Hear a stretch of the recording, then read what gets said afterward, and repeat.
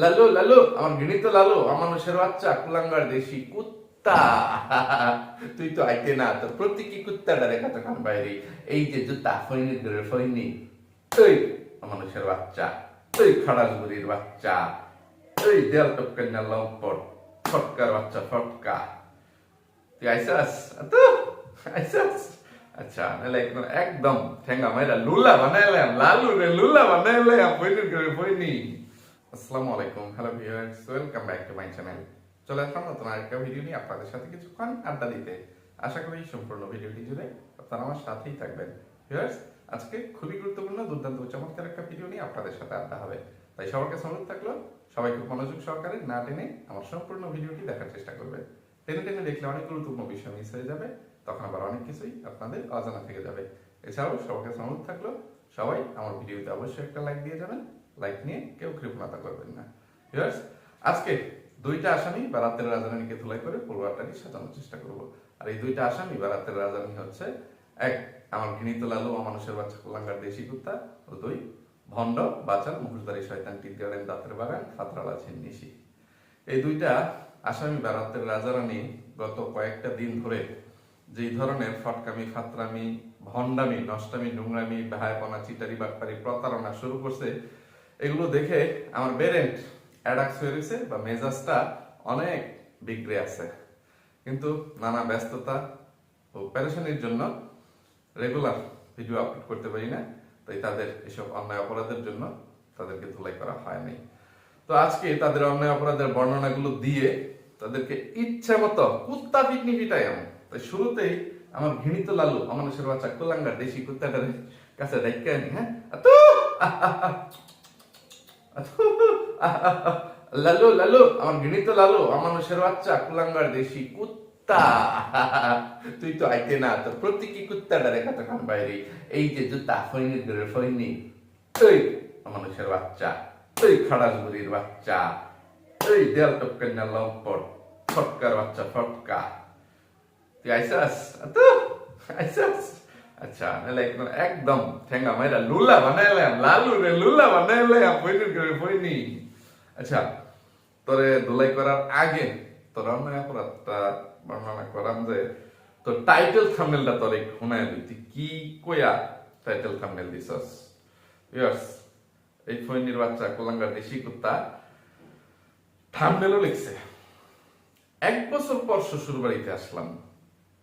ফৈনির ঘরে ফৈনি, তুই না এই বছর ওই তোর মা যেদিন মইরা যায় সেদিন তোর বউ হালার বউ ইত্যানের লগে মানে আজকা ওয়ে ওয়ে রাত মাইয়া মাইয়া ওরে মাইয়া তোরে দেখা আমি কাজ আজকা ওয়ে ওয়ে রাত নাচানাচি করছিলি।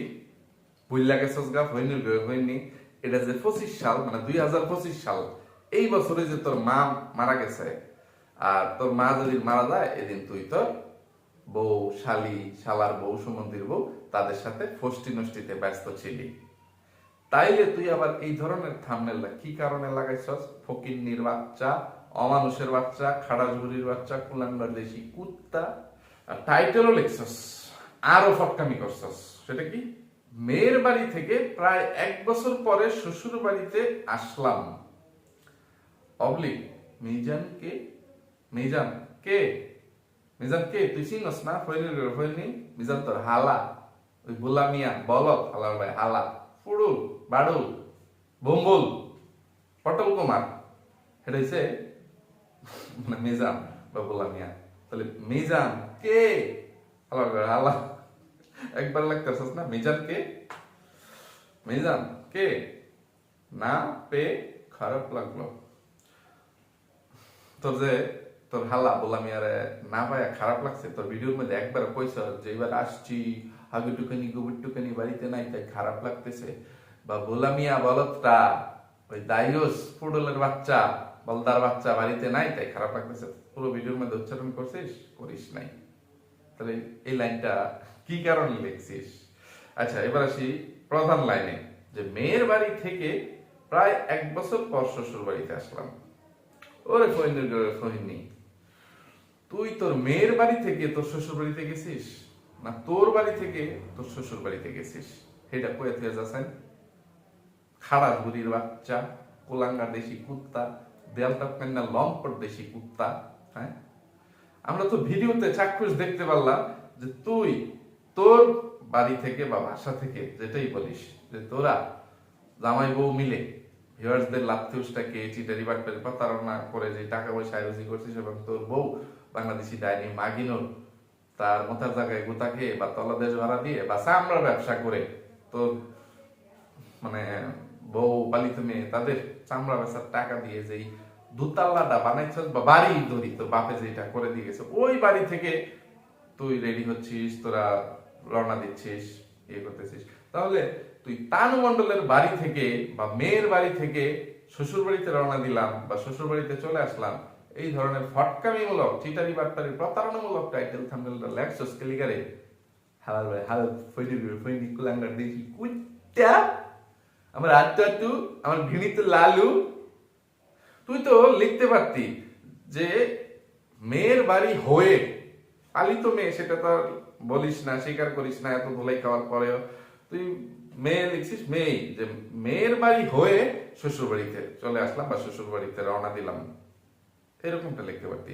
কারণ মাঝখানে তানু মণ্ডলের বাড়িতে একটু স্টপিজ দিছিস যে কি যেন করছিস, তোর ড্রাইভিং লাইসেন্স না এটা সেটা ঘেউ ঘেউ করতেছিলি যে ভিউয়ার্স আমার এখনো ড্রাইভিং লাইসেন্সটা হয় নাই বা হয়ে যাচ্ছে, হয়ে গেছে, আমি যে কুষ্টিয়া থেকে আমার ড্রাইভিং লাইসেন্সটা সংগ্রহ করব এই জন্য কুষ্টিয়া হয়ে যাচ্ছি হৌরবাই।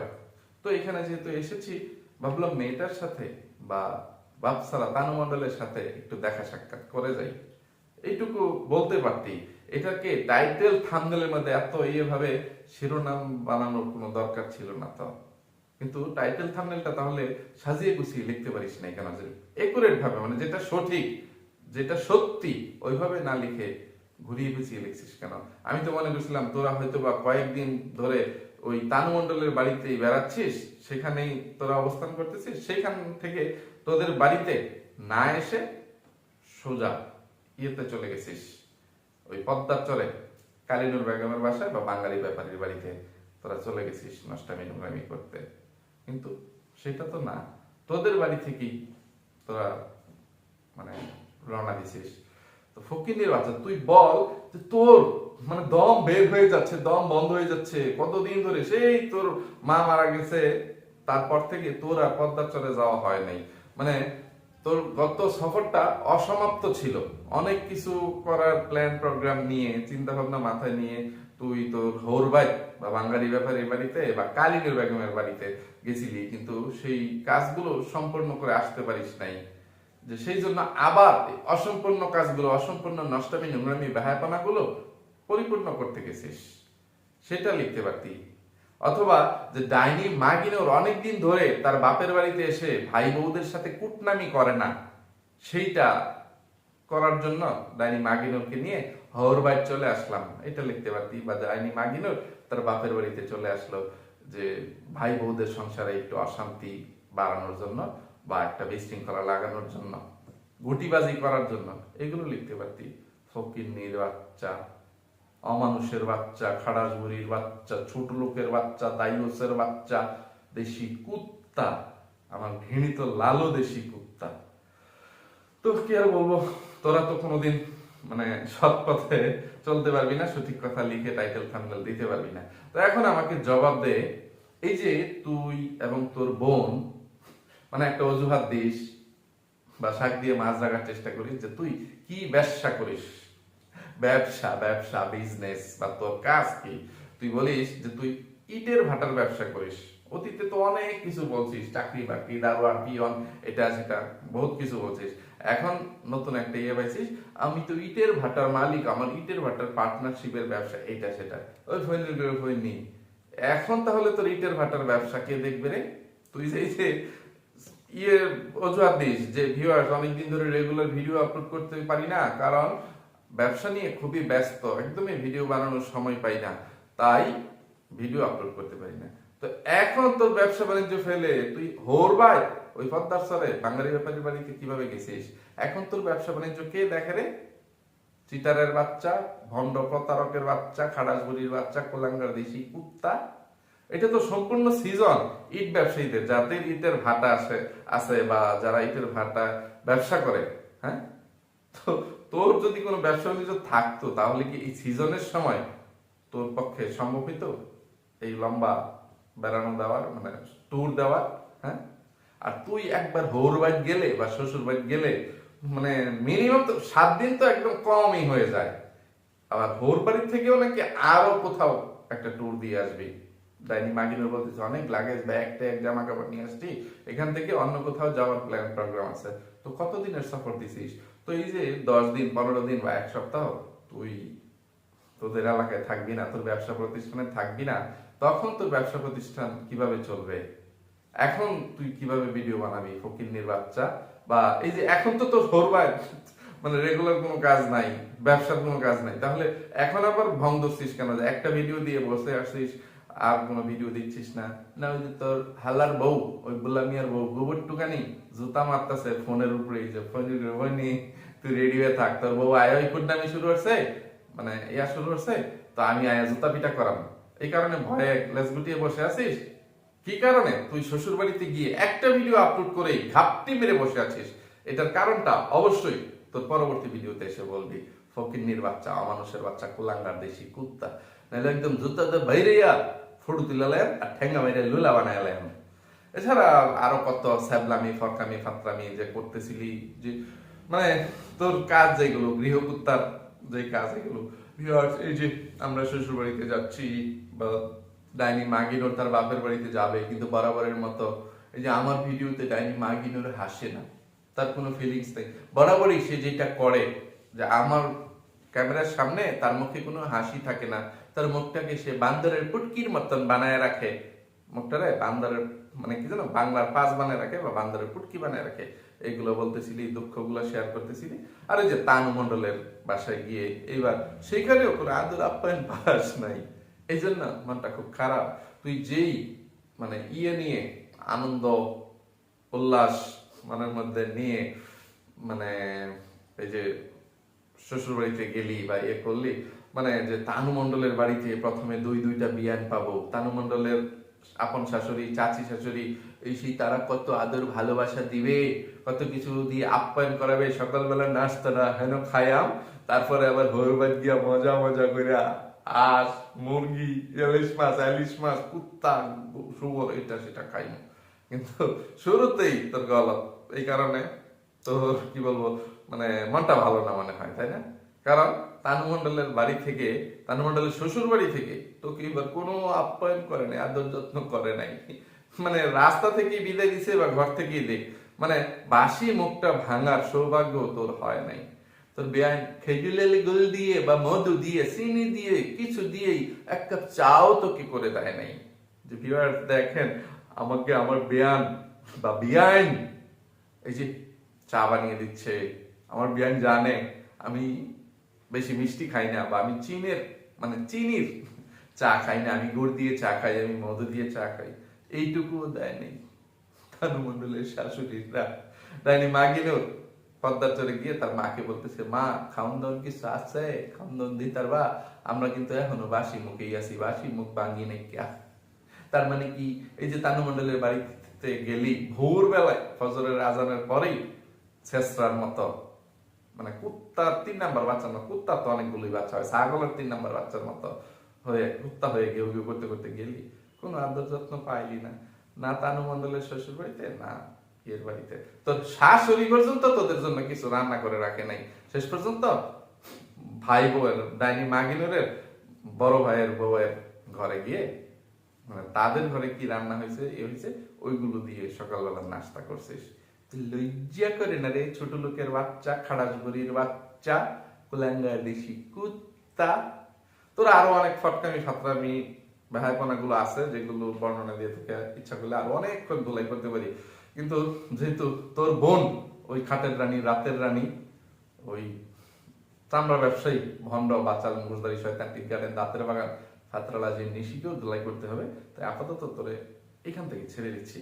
তুই কিন্তু তোর নেক্সট ভিডিওতে আমি তোকে যে কথাগুলো বললাম সেই কথাগুলোর জবাব দিয়ে যাবি, না হলে কই দিলাম তোরে কুত্তা তো মারায়া তোর ফোন মারায়া তোর গাবি বানাইলাম, তোর গর্ভবতী বানাইলাম, ফইনির ফইনি যা তুসে তুসে তুসে হুশ।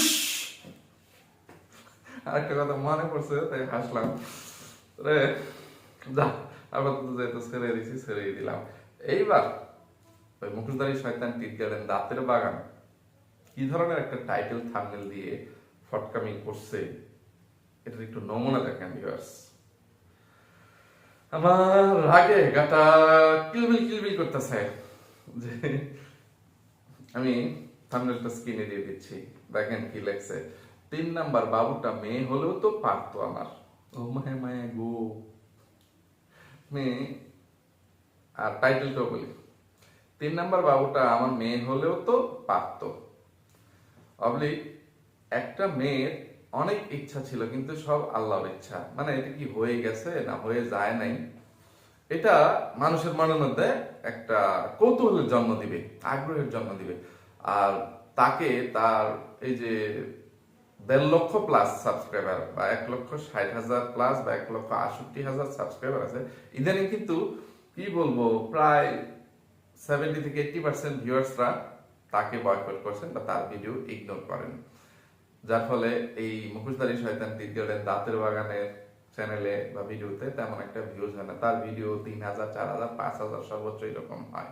কিন্তু এই ভিডিওটা আপলোড করার পর হঠাৎ সে 40,000 প্লাস, বা মানে আমি যখন এই ভিডিওটা স্ক্রিনশট নিয়েছি ততক্ষণে এই ভিডিওতে 45,000 মানে সাবস্ক্রাইবার মানে ভিউজ হয়ে গেছে।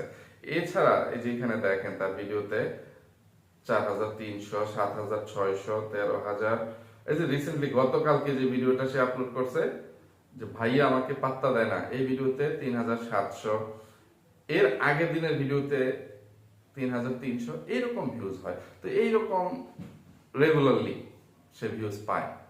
তো হঠাৎ করে তার কি মেয়ে বাচ্চা হয়ে গেল না 3 নাম্বারটাও ছেলে হইলো, সে তো অনেকদিন ধরে মেয়ে মেয়ে করে হাই হুতাশ করতেছে। এখন আবার দেশে আসতেছে, দেশে আসার আগেই বাচ্চা নিয়ে আসবে বা মানে অনেক মানুষ জগৎ আছে দেশে আসতেছে না কি হয়েছে এটা সেটা তো জানে না, তার ভিডিওই ইগনোর করে। তো হঠাৎ করে এই ধরনের একটা কৌতূহলী টাইটেল থাম্বনেল দেখে ওই যে যেই ভিউয়ার্সরা তাকে সাবস্ক্রাইব করে রাখছে কিন্তু তার ভিডিও টাইটেল থাম্বনেল চোখের সামনে পড়লেও দেখে না, তো তারাও এই ভিডিওতে ক্লিক করে ভিডিওটা দেখলো। আর এই জন্য তার ভিডিওতে এই 45,000 ভিউজ সে পাইছে। কিন্তু সে যেই লাইনটা লিখলো এই লাইনের সাথে বাস্তবতা কোনো মিল আছে?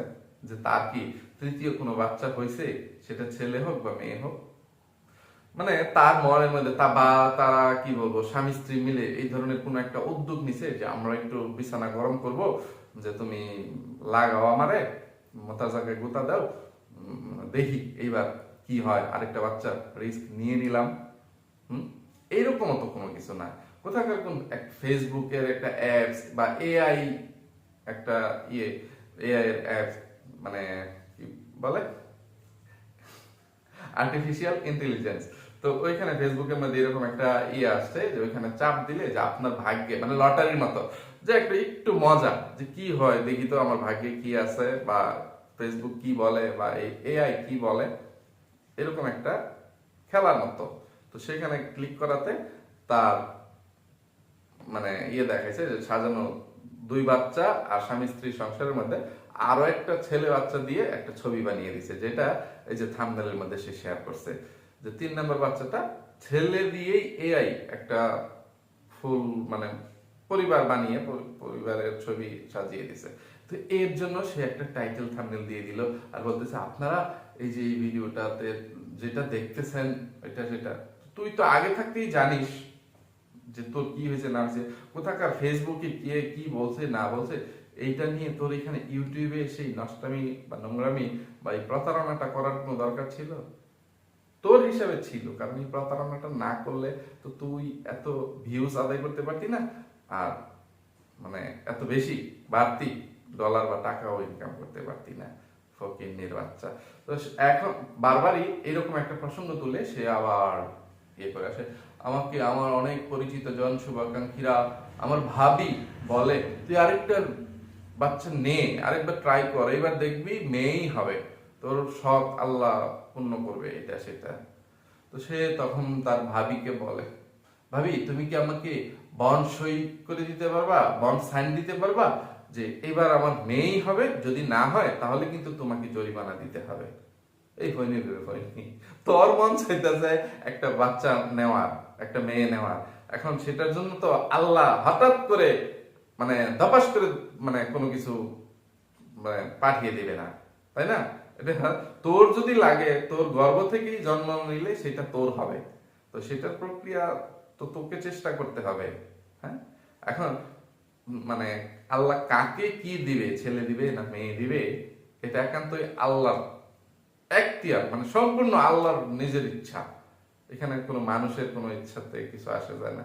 আল্লাহ তোদের মতন কিছু নাফরমান বান্দিদেরকে, বান্দাদেরকে, আল্লাহ যাদেরকে খুশি করতে চান তাদেরকে ছেলে দেন, আর আল্লাহ তাআলা যাদের উপর খুশি হন তাদেরকে মেয়ে দেন। যেমন আল্লাহ তাআলা, আমি মনে করি যে আমার উপর খুশি, সেই জন্য আমাকে কন্যা সন্তান দিছে, আর তোদেরকে আল্লাহ খুশি রাখতে চায় সেই জন্য তোকে ছেলে দিছে।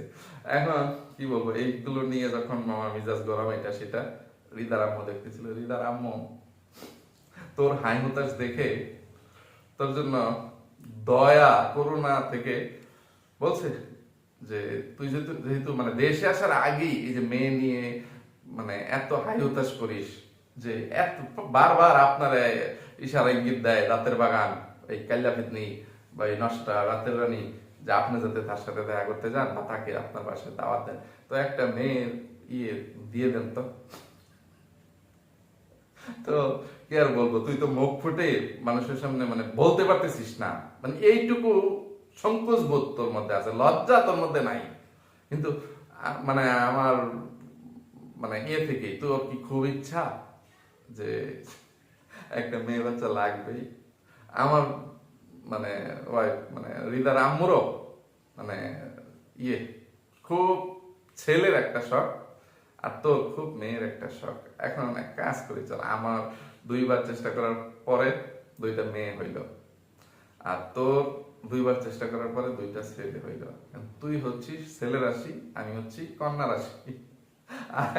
আমরা, আমি চোখের মধ্যে টিনের চশমা বেঁধে পর্দা মানে লাগায়া, লোয়ার পর্দা এটা সেটা, তা তোর সাথে আমি ইন্টিমেট হয়েছি বা তোর সাথে কিছু করতেছি, খাট কাঁপতেছে, এগুলো আমি দেখবো না, ঠিক আছে? তাহলে আবার সেটা সম্ভব হবে না।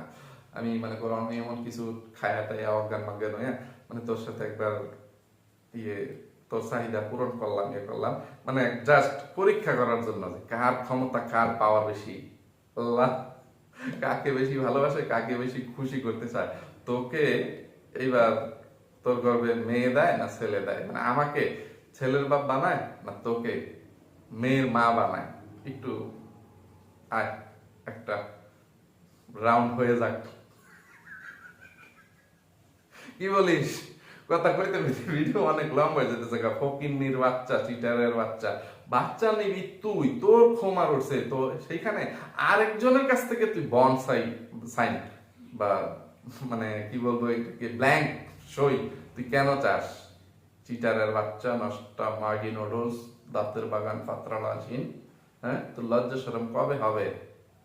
ফকিন্নি, ছোট লোক, আরো অনেক ঘেউ সেখানে করতেছিলি, কোথাকার কে কোথায় মারা গেছে, হায়াত মৌত নিয়ে এটা সেটা, মানে এর আগের দিন কি একটা ভিডিও বানাইছিলি যে তোর শাশুড়ির মানে পরিচিত তোর শ্বশুর বাড়ির এরিয়াতে কোথায় মানে একটা ছেলে মোটরসাইকেল দুর্ঘটনায় মারা গেছে, কোনোদিন তাকে দেখিস নাই, জানিস না, নাম জানিস না, চিনিস না, তো শাশুড়ির সাথে কথায় কথায় যে জানো আমাদের প্রতিবেশী একটা ছেলে এরকম এরকম দুপুর 12টার সময় সুস্থ স্বাভাবিক মোটরসাইকেলটা নিয়ে বের হয়ে গেল, 2:30টার দিকে খবর আসছে ছেলেটা মরে গেছে, এইটা নিয়ে একটা ভিডিও বানায় রাখছস। হ্যাঁ, ফটকার বাচ্চা, চিটারের বাচ্চা, খালি মানে ইয়া খুঁজস যে কোন সময় মানে কি বাহানা দিয়ে এই ধরনের মানে টাইটেল থাম্বনেল লাগাইছিস।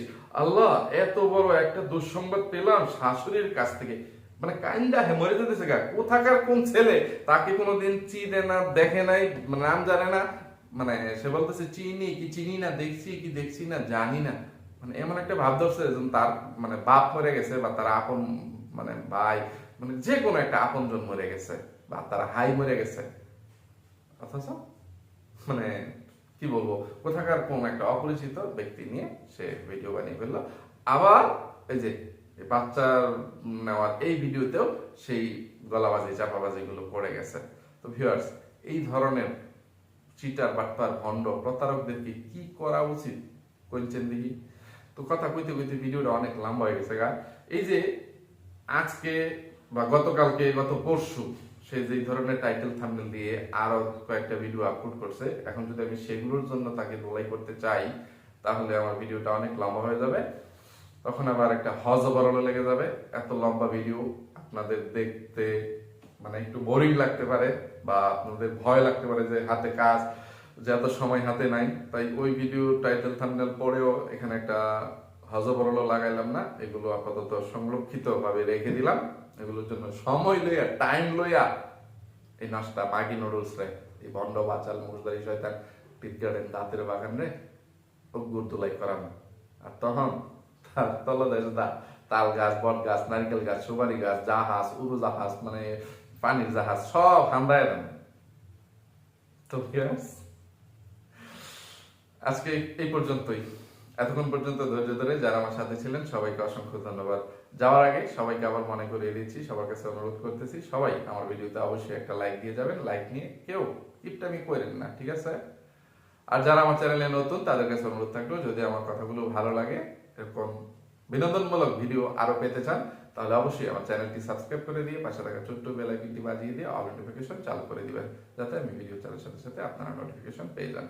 তো সবাই ভালো থাকবেন, সুস্থ থাকবেন, নিরাপদে থাকবেন। আমার জন্য, আমার পরিবারের জন্য, আমার দুটো সোনামণির জন্য মন থেকে দোয়া করবেন। আল্লাহ হাফেজ, আসসালামু আলাইকুম।